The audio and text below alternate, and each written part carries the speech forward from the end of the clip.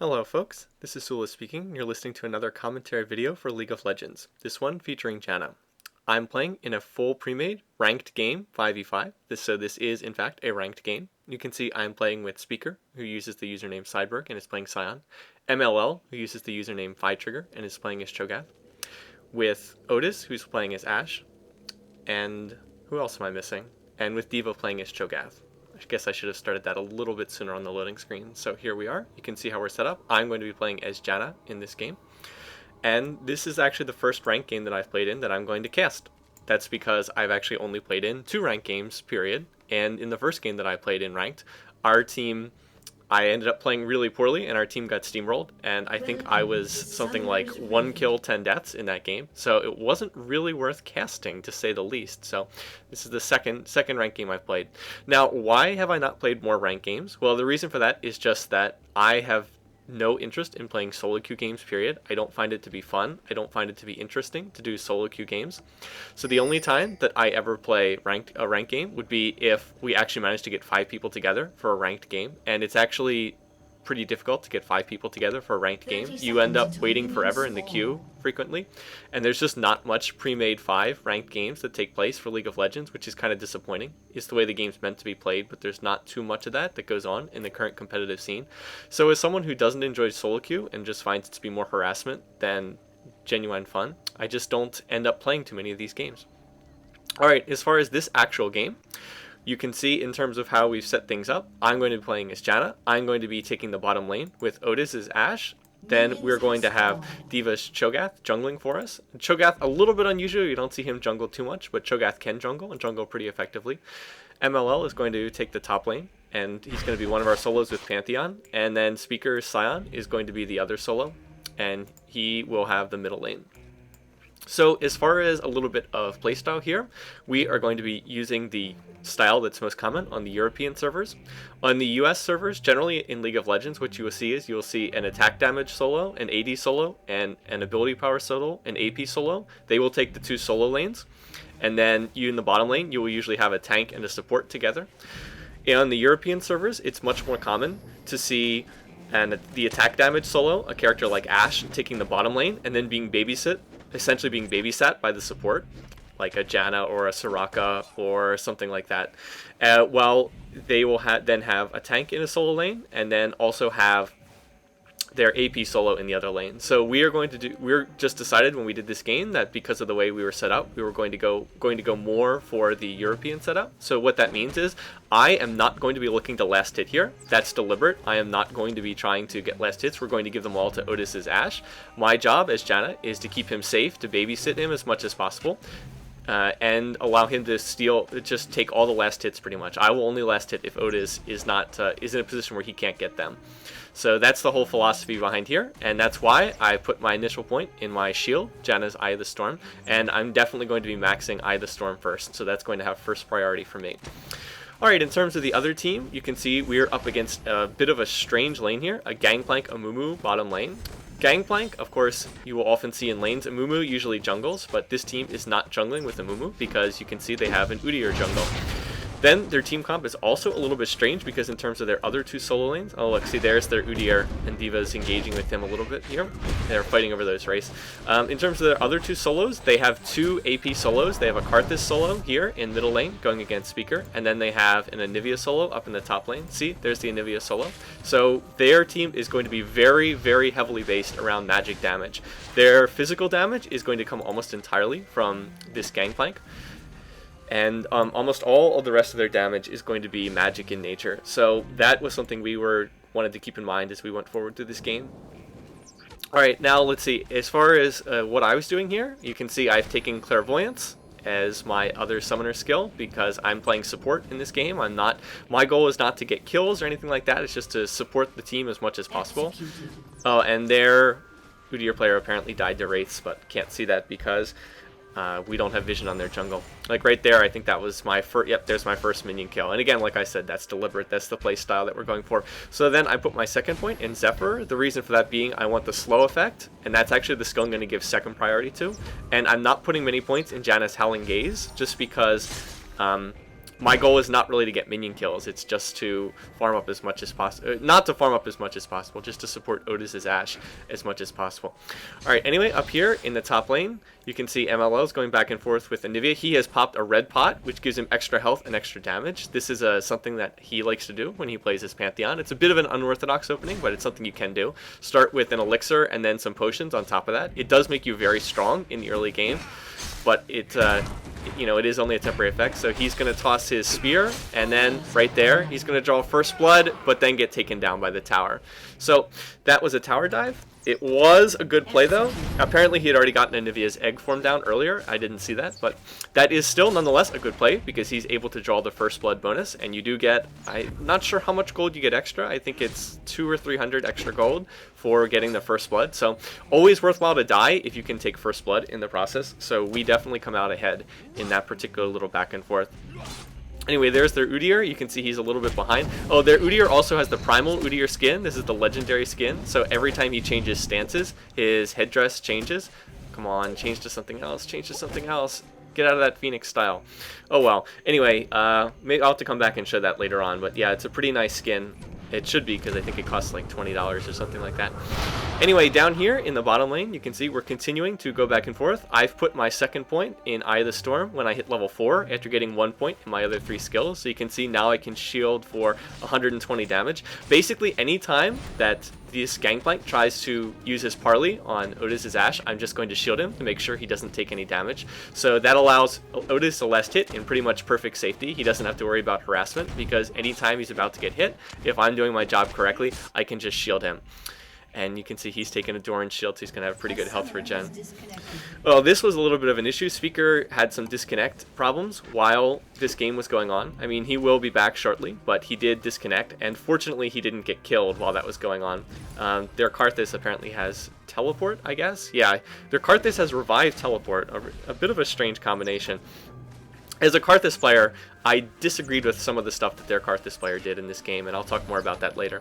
The other thing that the shield does is that in addition to protecting from damage, if you see here, it also increases attack damage. So anytime I've got that shield on Otis, it increases his damage as well. You can see up to, right now it adds 23 damage. So like right now, I'll hover over it, see how his attack damage went from 61 to 23, so went up pretty significantly.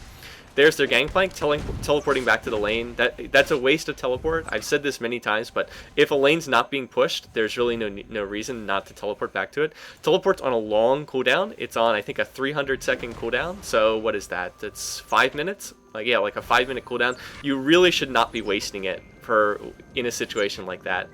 Teleport's a great summoner skill. It can be used creatively in so many ways, but that's not one of them right there.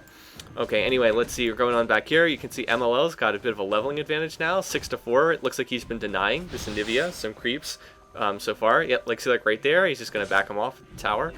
Again, these health bars might not be accurate because of the way the replay system works, but at least we can see the action, what's going on up. See, now he's going to go in and engage. There's the stun, but he's going to take some tower shots. He took a tower shot or two to do that. Let's see. So here we go. Anivia is going to miss on that flash fire. There's the spear. There's the ignite, and here comes Udyr. That is not looking too good. Oh, so Anivia's been egged. MLL was able to put her in the egg form, but now he's taking a lot of damage. He gets stunned. Another stun there, and now the health bars update. Oh, and he's not going to be able to finish off that Anivia. So. If it had, obviously he would have gotten away with that if it hadn't been for Anivia having her egg passive up, but unfortunately he wasn't able to, and of course you always have to keep that in mind when anytime you're playing against Anivia. Also, nice job by their Udyr player to come in there and help out the Anivia player in top lane. Okay, meanwhile back here, we're still last hitting. Up, should have been able to shield that. See, I was late on that shield. I should have been watching for that. But MLL is going to jump in here after reviving. So we're going to go for this this Gangplank player. Let's see. I need to hit on my slow, and I did. Now I guess I didn't really need to hit on it, but never hurts. And Amumu unfortunately is going to get out of there. I did not play that particularly well. I was a little bit too far behind the action. If I had been there and if I had been present, then we might have been able to score a double kill there instead of just getting one. But again, that's the value of Pantheon. You know, he can, with his global ultimate, he can just go from the fountain right back to wherever he needs to be on the map.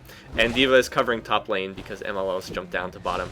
Now, let's see, MLO's coming here mid against, I guess he's going to go in and try to engage with this Karthus, so we'll try to watch this fight. There's the spear toss. Again, these health bars are not accurate, but we'll just try to watch what happens. Another spear toss. Let's see. Now, here we go. And now MLL's diving at the tower. I don't know if this is the best play. Yep, but I guess it does work out. Oh, so he is, in fact, able to get that kill.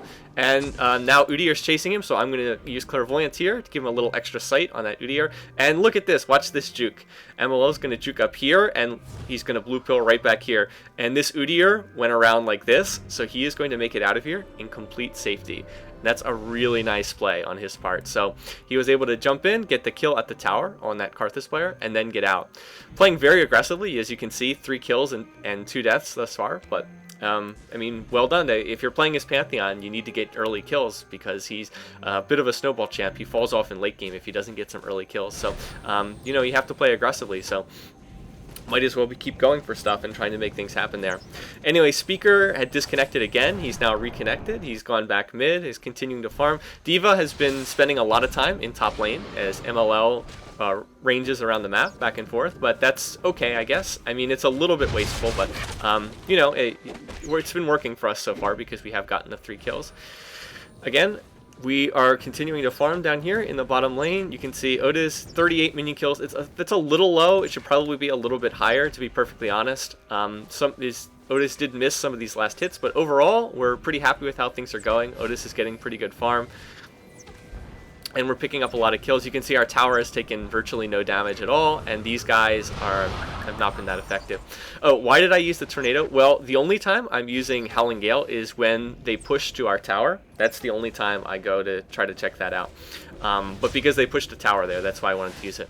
Alright, anyway, MLL is back mid again. He's going to jump on the Karthus and stun him and toss the spear, but then after that, going to back off.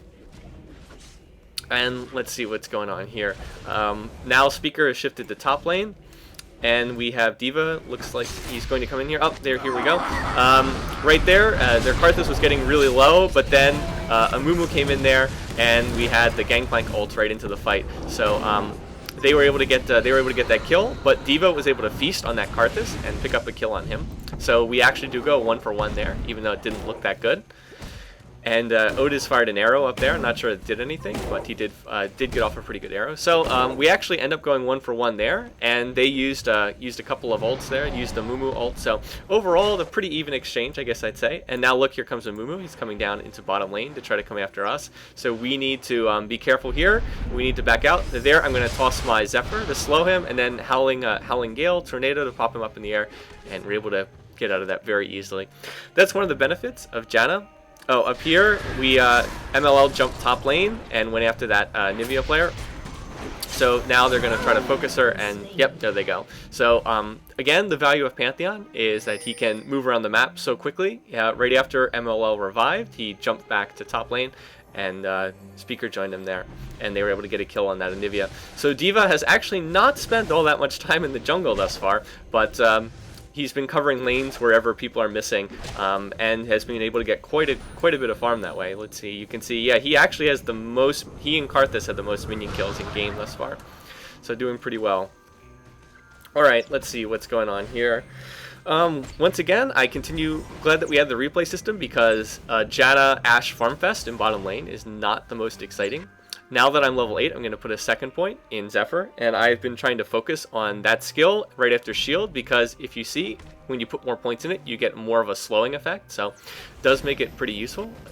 It's useful for slowing down enemies, and it also gives passive move speed to Janna. So I'm actually putting the least points in Tornado, and again, that deals with the playstyle. If Janna was in a solo lane for some reason, then you would probably want to give more points to Howling Gale. Or if you had to be in a 2v1 lane or something like that, then you'd want to be emphasizing the Tornado. Anyway, now Gangplank is up here. You can see I've used Clairvoyance to try to give them a little extra sight. Anivia is now coming in here as well. Pirate is going to use his ult, but no, it doesn't really seem to be hitting anybody. Now Udyr is coming in, and it looks like MLL is going to get taken down there. So 1-for-1 there. There's a nice Anivia wall. Speaker's going to get stunned by the bear stance. there's an error that's coming in a little bit late, and together they're going to take him down. So that was a 1-for-2 exchange. Not as good for our team on that particular occasion. So not as good there, unfortunately. But that's because Udyr came in, and again, the value of having that jungler helped them out quite a bit there. Anyway, Otis looks like he's going to go head mid, and in the meantime, I'm going to be down here in the bottom lane and just farming. Now I actually have a chance to farm by myself because everyone else has left this lane, and I'll take advantage of that to try to last hit, even though I missed that one. Anyway, meanwhile, up top here, they're taking down top lane. Let's see if we can get a look on that Primal Udyr skin again. There's Turtle stance, there's Phoenix stance. You can see how the graphic changes every time that he switched to stances. Yeah, there's Turtle stance, there's Phoenix stance. So pretty nice skin, I will say. Pretty neat stuff. We were actually going to have Speaker play as Udyr in this game, but their team first picked Udyr, so he was not able to do so, and that's why we ended up taking the picks that we did in this game. Alright, let's see. Not too much going on here at the moment. It looks like more farming. We did lose our top lane tower, so that's the first one to go down in this game. Pirate is coming back down to us. Right here, Speaker going in to engage on that Karthus. Unfortunately, it was the wrong time to engage because Anivia was coming in out of the brush, and they are going to continue chasing him. But fortunately, Speaker's going to manage to survive that by popping his Scion Shield to give him a little bit extra health. So nicely done there.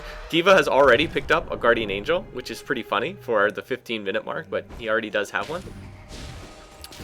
And that has to do with the fact that he's got the kill and the 86 gold, so allows him to pick up an expensive item quite at this early point in the game.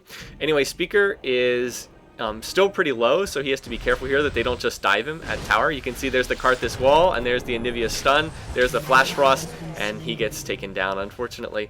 MLL was going to jump in, but then he canceled it, so they just kind of dove him at tower, and that's because he was so low from that previous engage. Alright, meanwhile here we're still farming away in bottom lane, and again, that's why it's nice to have this replay, but you can see MLL has marked Gangplank. He's going to jump in here, jump into the bottom lane pretty soon. I think he's still back at Fountain waiting to jump. Yep, so he's planning to jump in here. Here we go here. Right now, I'm going to get, I get hit by the Amumu ult, and I'm going to try to flash out of this. Unfortunately, I get taken down by the Ignite, but by diving after me, the enemy team has put themselves in a position where they are very far away from their own tower. So everybody's going to flash after him. There's an exhaust on MLL. We only need one more hit, and MLL is going to finish him off. So I did get taken down there, but they used all their ults and chasing me, and they were so far away from their tower that it was easy for us to score 2 kills. So not the best play on my part. Ideally, I should have been able to get out of that, but the other enemy team did put themselves in a bit of a bad position in chasing after me, and that was what allowed us to score those kills.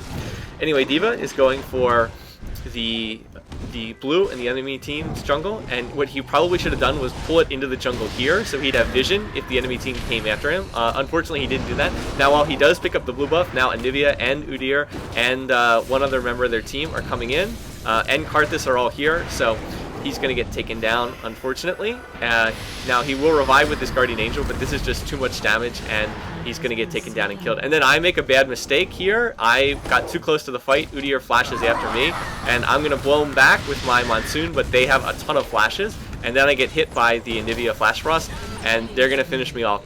That was my worst play of the game, but that was just a really bad play, trying to go in and help D.Va, but at that point it was just too late. There was nothing we could do, so that was a mistake.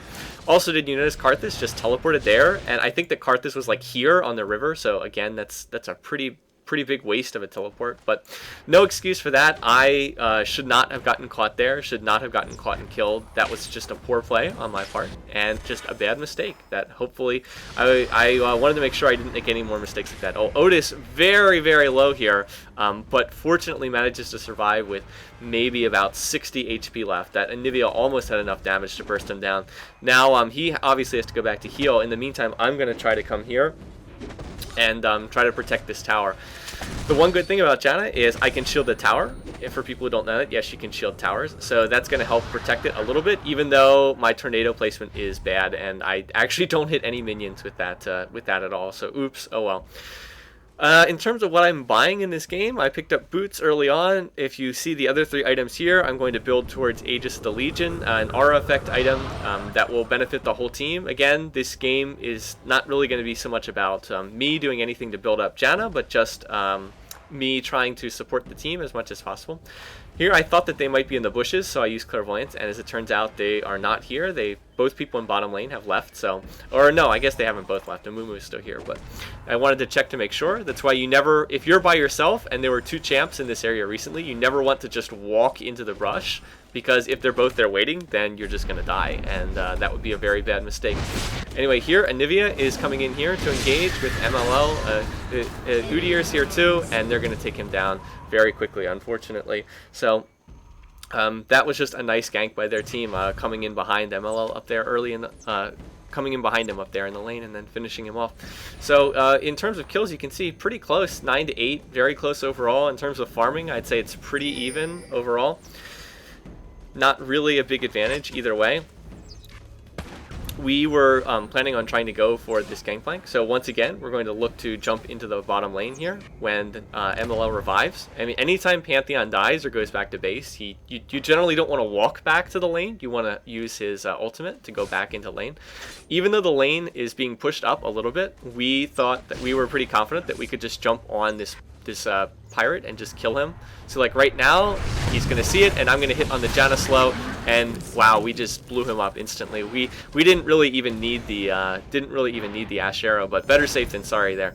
And now we're gonna go after this tower. You can see I use Clairvoyance over here, so we can see Amumu coming in here, and we're gonna get a lot of damage on this tower, and hopefully we can take this down. So yeah, so you see, there we go. And Speaker picked up a kill in middle lane. There's a fight going on over there. Meanwhile, we're also engaging over here. There's a Karthus ult. I'm trying to shield MLL as much as possible. You can see I've shielded him there to try to keep him alive, but unfortunately the Udyr does have enough damage, although he's not going to make it out of this. See, I hit him with Zephyr for the slow effect again there, and we're able to finish him off, and we're able to get out of that. We're able to avoid that Gangplank ultimate there. So let's see, I think we scored a kill. We scored a kill in middle lane, and we scored 2 kills in bottom lane. We scored a kill on that Amumu. We scored a kill on the Udyr player, and we earlier scored a kill on their Gangplank, so we came out ahead. Now, one of the downsides was we did lose our middle lane tower there, unfortunately, so that wasn't so good. And this bottom lane tower now is looking to be in a little bit of trouble. Their team was pursuing somewhat of a pushing strategy, I guess I'd say. You can see from the teleports, they kept teleporting back to lane over and over again. And if you use teleport that way, you will push lanes. And that can sometimes be good. The downside is that in order to take those teleports, you do have to give up some escapability. So, for instance, if you look at this team, there's not a single ghost on this team and only 3 flashes, so they don't have that much escapability. Here's now 3 of them pushing on this bottom tower. So we are obviously going to look to defend this. I've already had a chance to max Eye of the Storm, so that shield will absorb 240 damage, and then anyone who gets shielded will have their own damage increased by 50, which is pretty significant, equal to a BF sword. Otis already has his Infinity Edge at the 22-minute mark, which is great. So again, that's the strategy we're trying to employ here. Now Speaker and Diva are coming in behind these guys, and we've got this set up just about perfectly for a 4-on-2 here. And MLL is going to even jump in here. So we're going to go after these guys. We just have to hit on some stuns. Right there, we hit on the Pantheon stun, and like right there, now we're all going to pile on Karthus, and we're going to finish him off. And that was actually a 5-on-2, so we beat them very easily. I mean, there's nothing they can do in a 5-on-2 situation like that. So now that we've cleaned them up, we're going to head for Dragon. We're all here. One of the reasons why we can do this is, notice we've already lost these 2 towers, so we don't have to worry as much about defending those lanes. Sometimes, paradoxically, it can almost be good to lose those early towers, because then you don't have to worry about defending lanes as much. Now, what the other... Oh, here comes Gangplank. What the other team could have done was tried to push a lane while we were all 5 together in the bottom. That would have been the better response. Like, maybe they could push that second middle tower. That would have been a stronger play, but they didn't do it. Anyway, now we're going to try to steal their blue. You can see I've used Clairvoyance. Unfortunately, we now are seeing that there's quite a few of them in this area. You can see there's 3 of them here and more of them coming in. So this is a very risky engage because we are a long way away from the safety of our tower, and they have the safety of one of their towers right there. MLL's gotten caught behind the rest of our team, and they're going to all chase and pursue him, and unfortunately there's nothing we can do to save him. We just have to escape and back out of there. So this was not a fight we wanted to do. It's just they were all there. It was a very risky engage, and they could retreat back to safety much easier than we could. So that was just not a fight that we wanted to pick there. And we were able to escape and back out of that. But we did score a bunch of kills earlier. We did get one of their towers. We did take the dragon at the end of that last exchange. So overall, we were pretty happy with how that all turned out. In retrospect, obviously, we should have just backed out a little bit sooner than we actually did.